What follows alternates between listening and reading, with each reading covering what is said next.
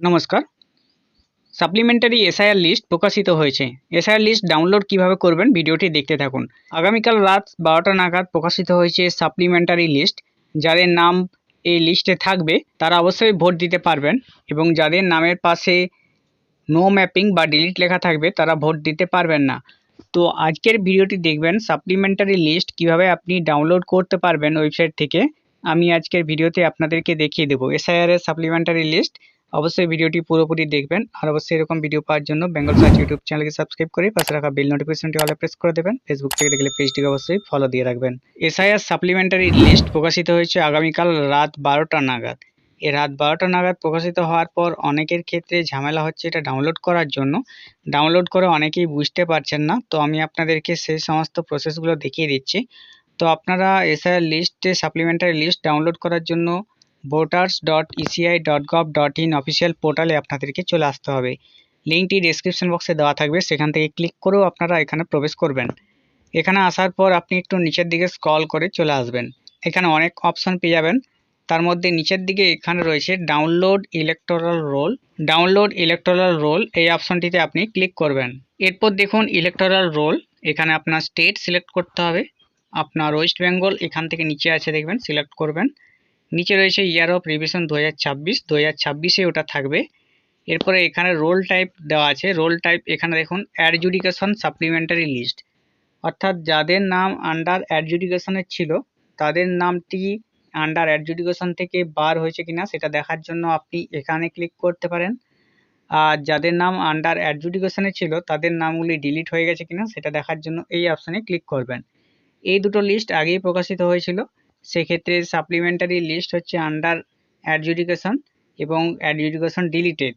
তো আমরা প্রথমে আন্ডার অ্যাডজুডিকেশন সাপ্লিমেন্টারি লিস্ট 1 এই অপশানে ক্লিক করব। নিচে রয়েছে ডিস্ট্রিক্ট, জেলার নামটি এখান থেকে আমাকে নিয়ে আসতে হবে। জেলার নাম এখান থেকে আমি সিলেক্ট করব।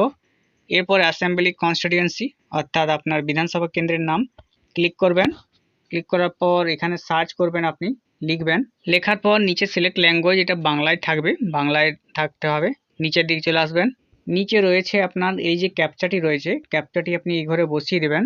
বসানো হয়ে গেলে নিচের দিকে দেখবেন এখানে সার্চ অপশন পেয়ে যাবেন, বা নিচে আপনি যে ভোট কেন্দ্রে আপনি যেখানে ভোট দেন সেই ভোট কেন্দ্রের নামগুলো এখানে চলে আসবে।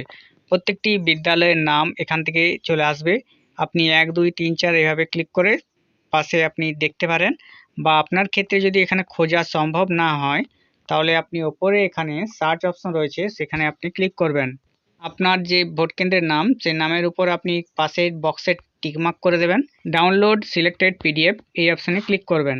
স্ট্যাটাস প্রোগ্রেস এখানে ডাউনলোড হয়ে যাবে, ফাইল ডাউনলোড হয়ে যাবে। আপনি ওপেন অপশানে ক্লিক করবেন। এখানে দেখুন ওপেন অপশানে ক্লিক করার পর যদি আপনাদের ক্ষেত্রে no adjudication pertaining to this part till 5 PM অর্থাৎ 23 তারিখ 5টা পর্যন্ত এই ভোট কেন্দ্রে কোনো অ্যাডজুডিকেশন নেই 5টা পর্যন্ত, এইভাবে যদি আপনার ক্ষেত্রে শো করে তাহলে no adjudication pertaining to this part till 5 PM বিকেল 5টা পর্যন্ত এই পার্টে কোনো পার্টেনিং পাওয়া যায়নি বা নো অ্যাডজুডিকেশন পাওয়া যায়নি। তো এটা প্রতি সোমবার প্রকাশিত হবে সাপ্লিমেন্টারি লিস্টগুলো। আপনাকে পরের সপ্তাহে আবার চেক করতে হবে যে পরের সপ্তাহে আবার চলে এসছে কিনা। এটা আপনি দেখে নিলেন, দেখে নেওয়ার পর এবার ব্যাক হয়ে চলে আসলেন। আপনি এখানে অ্যাডজুডিকেশন ডিলিটেড লিস্ট অপশানে ক্লিক করবেন। আপনার ডিস্ট্রিক্ট এখান থেকে সিলেক্ট করে নিয়ে আসবেন। এরপরে আপনার অ্যাসেম্বলি কনস্টিটিউয়েন্সি আপনি এখান থেকে সিলেক্ট করবেন, সেটি বসাবেন। এরপর সার্চ করে আপনার ভোট কেন্দ্রের নামটি নিয়ে আসবেন, ডাউনলোড অপশানে ক্লিক করে নেবেন। অন্য একটি ডাউনলোড করে আমি দেখিয়ে দিচ্ছি। দেখুন আরেকটি ডাউনলোড করলাম। ডাউনলোড করার পর এখানে দেওয়া আছে ভারতের মাননীয় সুপ্রিম কোর্টের WP নম্বর অনুযায়ী সম্পূর্ণ তালিকা এখানে প্রকাশিত হলো। এখানে দেওয়া আছে উক্ত সম্পূরক তালিকায় অন্তর্ভুক্তি সংক্রান্ত কোনো লিখনে কোনো ব্যক্তি অসন্তুষ্ট হলে তিনি 15 দিনের মধ্যে অনলাইন বা অফলাইন পদ্ধতিতে ভারতের নির্বাচন কমিশন কর্তৃক 20/3/2026 তারিখ জারি করা বিজ্ঞপ্তি অনুযায়ী নির্ধারিত অ্যাপেলেট ট্রাইব্যুনালের নিকট আপিল করতে পারবেন। এই বিধানসভা কেন্দ্রের বা এই ভোট কেন্দ্রে দেখুন এখানে দেওয়া রয়েছে এনারা কিন্তু আন্ডার অ্যাডজুডিকেশন ছিল, সেক্ষেত্রে কিন্তু এরা সেখান থেকে বেরিয়ে গেছে। অর্থাৎ অ্যাডজুডিকেশনে বেরিয়ে গেছে। আরেকটি লিস্ট আমি দেখিয়ে দিচ্ছি, এখানে কিন্তু প্রচুর মানুষের নাম রয়েছে। এই সব ব্যক্তিদের নামগুলি আন্ডার অ্যাডজুডিকেশনে ছিল, তাদের নামগুলি আবার ফিরিয়ে আনা হয়েছে। এবার এখান থেকে আপনাকে একটি জিনিস দেখাচ্ছি। এবার এখান থেকে আপনি বেরিয়ে চলে আসবেন, মেইন ওয়েবসাইটে চলে এসে নিচের দিকে আবার চলে আসবেন। এখানে রয়েছে search your name voter list option, সেখানে আপনি ক্লিক করবেন। এখানে রয়েছে সার্চ বাই এপিক দিয়ে সিলেক্ট করবেন। প্রথমে আপনার স্টেট এখান থেকে সিলেক্ট করে নিতে হবে। নিচে রয়েছে ওয়েস্ট বেঙ্গল। আপনার এপিক কার্ডের নম্বর এই ঘরে বসিয়ে দেবেন, ক্যাপচা কোডটি এই ঘরে বসিয়ে সার্চ অপশানে ক্লিক করবেন। এবার সাপ্লিমেন্টারি লিস্টে যে ব্যক্তির নাম বেরিয়েছে তার নাম আমি এখানে সার্চ করলাম। সার্চ করার পর দেখা যাচ্ছে ইলেক্টর ইজ আন্ডার অ্যাডজুডিকেশন, অর্থাৎ ওই ইলেক্টরের নাম এখনও কিন্তু আন্ডার অ্যাডজুডিকেশনে দেখাচ্ছে এখানে, কিন্তু সাপ্লিমেন্টারি লিস্টে তার নাম প্রকাশিত হয়েছে, সেখানে দেখাচ্ছে তিনি কিন্তু আন্ডার অ্যাডজুডিকেশন থেকে বেরিয়ে গেছেন। তো আপনারা অবশ্যই লিস্টগুলি মিলিয়ে নেবেন। পরবর্তীতে আমি দেখিয়ে দেবো ডিলিট হলে কি করবেন বা নো ম্যাপিং হলে কি করবেন, সেটাও আমি ভিডিওতে দেখিয়ে দেবো।